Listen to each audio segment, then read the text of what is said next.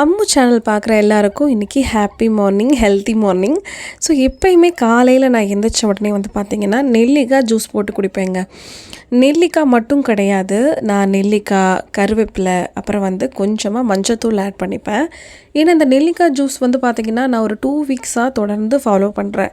இது குடிக்கிறதுலேருந்து எனக்கு அவ்வளோவா பசி எடுக்கிறது இல்லை, சரியான நேரத்தில் மட்டும்தான் பசிக்குது. இன்னொன்று, இந்த நெல்லிக்காய் ஜூஸ் நம்ம குடிச்சிட்டே இருந்தோம்னா நம்ம உடம்புக்குள்ளே இருக்கிற இந்த ராஜ உறுப்புகள்னு சொல்லுவாங்க இல்லையா, முக்கியமாக ஃபங்க்ஷன் பண்ணக்கூடிய எல்லா ஆர்கன்ஸுமே எல்லாமே வந்து ரொம்ப ஃப்ரெஷ் ஆகும், ரெஃப்ரெஷ் ஆகும் அப்படின்னு சொல்கிறாங்க.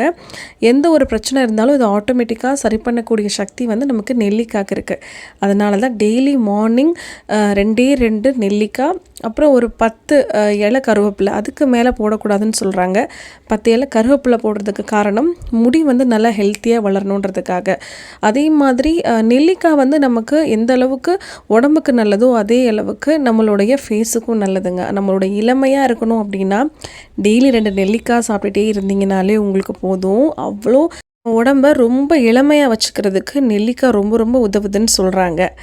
அதே மாதிரி தான் மஞ்சத்தூளும் நம்மளோட உடம்புக்கு நல்லது. டெய்லி மார்னிங் நான் வந்து காஃபி, டீ, பால் எதுவுமே குடிக்க மாட்டேன். சின்ன வயசுலேருந்து எனக்கு அப்படி ஒரு பழக்கம் இருக்குது. எங்கள் வீட்டில் இருக்கிற யாருமே வந்து பாலோ காஃபியோ குடிக்க மாட்டாங்க, குழந்தைங்க உள்பட. ஸோ அதனால் மார்னிங் வந்து எனக்கும் என்னோடய ஹஸ்பண்டுக்கும் மட்டும் இந்த நெல்லிக்காய் ஜூஸ் வந்து நான் போடுறது டெய்லி ஒரு வழக்கம். ஸோ இந்த மாதிரி தான் ஒரு சின்ன டின்னில் போட்டு க்ளோஸ் பண்ணி வச்சுருவேன். ஸோ நம்ம ரெஃப்ரெஷ் ஆனதுக்கப்புறம் குடிச்சிக்கலான்னு சொல்லிட்டு. ஸோ இன்றைக்கி மார்னிங் நான் 4:30க்கு எழுந்திரிச்சேங்க. எழுந்திரிச்சிட்டு ஸோ ஃபஸ்ட்டு வந்து பார்த்திங்கன்னா இந்த ட்ரிங்க்ஸ் ரெடி பண்ணி குடிச்சிருவேன். வெறும் வயிற்றில் தான் நான் குடிப்பேன். ஸோ நான் எந்திரிக்கும் போது என்னோடய சின்ன பொண்ணு சேர்ந்து எந்திரிச்சிருவா. ஏன்னா அவள் வந்து என்னை தேடிகிட்டே இருக்கிறதுனால. ஸோ இன்னொரு மூத்த பொண்ணு வந்து அவள் எந்திரிக்க மாட்டாள். ஆனால் சின்ன பொண்ணு வந்து என் கூடயே வந்துடுறதுனால அவளுக்கு கொஞ்சம் கொடுத்துட்டு நானும் இன்றைக்கி காலையில் கொஞ்சம் குடிச்சிக்கிட்டேன். நீங்களும் இந்த மாதிரி டெய்லி காலையில் டீ காஃபிக்கு பதிலாக கொஞ்சம் அவாய்ட் பண்ணிவிட்டு இந்த மாதிரி ஏதாவது எடுத்துக்கோங்க. ஸோ மார்னிங் வந்து நான் இன்றைக்கி என்னோடய சாப்பாடை ப்ரிப்பேர் பண்ணி வச்சுட்டு குளிக்க போகலான்ட்டு ப்ரிப்பேர் பண்ணிகிட்ருக்கிறேன். ஸோ உடம்பு கொஞ்சம் குறைக்கலாம் அப்படிங்கிற ஒரு ப்ராசஸில் இருக்கிறதுனால ஒரு 1 வீக்காக எப்போ நான் இந்த நெல்லிக்காய் ஜூஸ் எடுத்துக்கிட்டேனோ அதே மாதிரி தான் இந்த மாதிரி ஃப்ரூட்ஸ் காலையில் சாப்பிட்றத ஒரு வழக்கமாக எடுத்துகிட்ருக்கேன். ஸோ நேற்று வந்து நான் மார்க்கெட்டுக்கு போயிட்டு வாங்கிட்டு வரும்போது கிரேப்ஸ் வந்து கொஞ்சம் சீப்பாக கிடச்சிச்சு. அதனால் கிரேப்ஸும் ஒரே ஒரு கேரட் அப்புறம் ஒரே ஒரு பனானா இன்றைக்கி எடுத்துக்க போகிறேன். ஸோ மோஸ்ட்லி 3 தடவையுமே நம்மளால் எண்ணெய் கலக்காத சாப்பாடை சாப்பிட முடியாது. ஸோ ரைஸும் என்னால் சாப்பிடாமல் இருக்க முடியாது. அதனால் மார்னிங் மட்டும் இந்த மாதிரி ஹெல்த்தியாக ஃப்ரூட்ஸாக எடுத்துக்கலாம் அப்படின்றதுனால தான் இந்த மாதிரி ஹெல்த்தியாக எடுத்துகிட்ருக்கேன். மோஸ்ட்லி நீங்களும் இந்த மாதிரி 3 தடவையில் ஏதாவது 1 டைம் மட்டும் சாப்பாடுக்கு பதிலாக ஃப்ரூட்ஸு, வெஜிடபிள்ஸ் இந்த மாதிரி எடுத்துக்க ட்ரை பண்ணிங்கன்னா கொஞ்சம் நல்ல ரிசல்ட்ஸ் கிடைக்கும். நான் இப்போ 1 வீக்காக அதை நான் ஃபாலோ பண்ணிகிட்ருக்கிறேன். காஸ்ட்லியான இருக்கக்கூடிய ஃப்ரூட்ஸ் வாங்க மாட்டேன். ஸோ அன்னன்னைக்கு நம்மளுக்கு எது ரொம்ப ரேட்டு சீப் பெஸ்ட்டாக கிடைக்குதோ, நல்லா ஃப்ரெஷ்ஷாக இருக்குதோ அந்த மாதிரி பார்த்து நான் வாங்கிப்பேன்.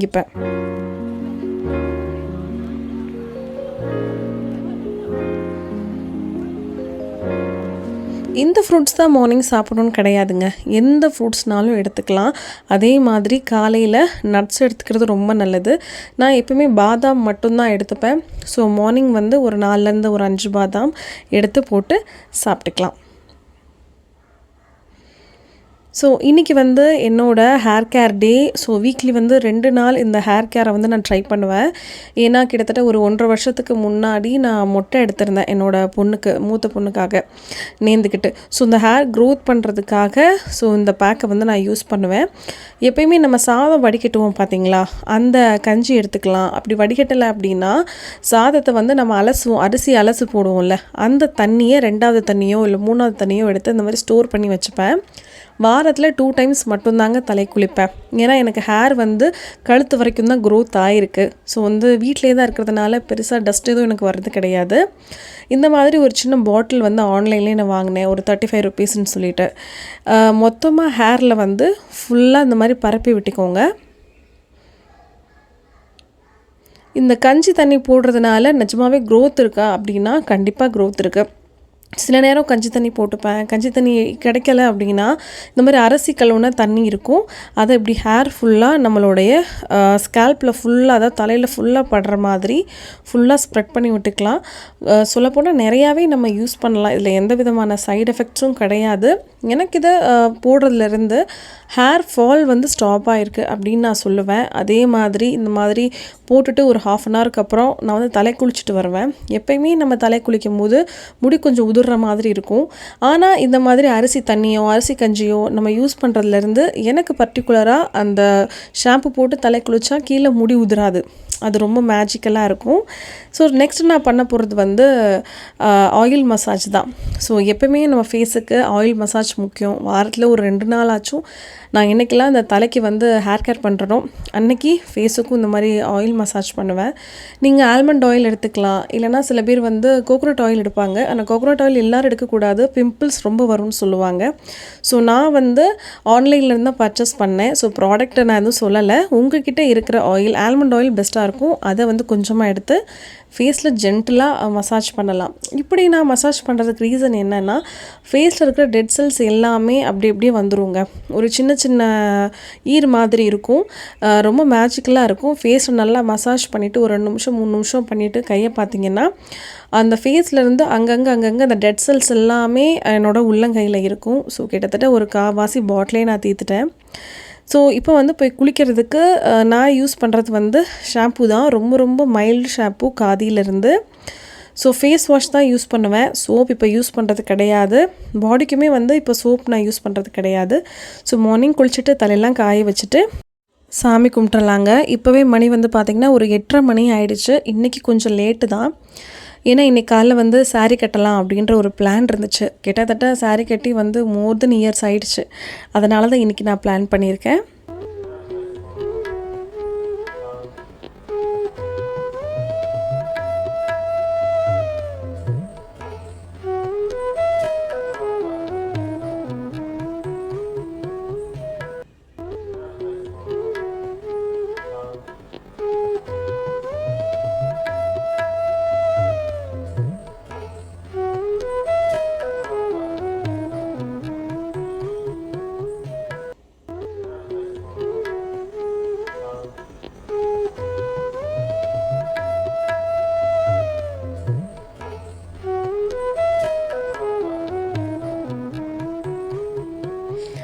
அவசரமாக ஓடுற வாழ்க்கையில் நமக்குன்னு டைம் ஒதுக்க நேரமே இல்லாமல் போயிடுச்சு.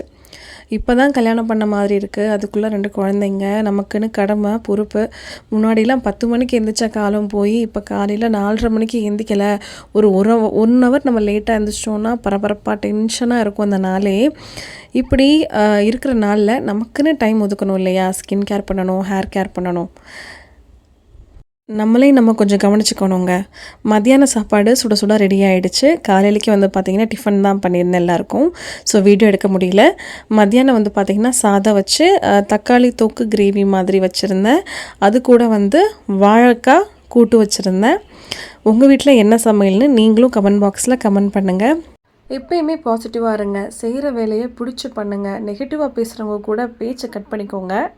இந்த வீடியோ உங்களுக்கு பிடிச்சிருக்கும்னு நான் நினைக்கிறேன். நாளைக்கு ஒரு நல்ல வீடியோவில் வந்து உங்களை மீட் பண்ணுறேன். பாய்.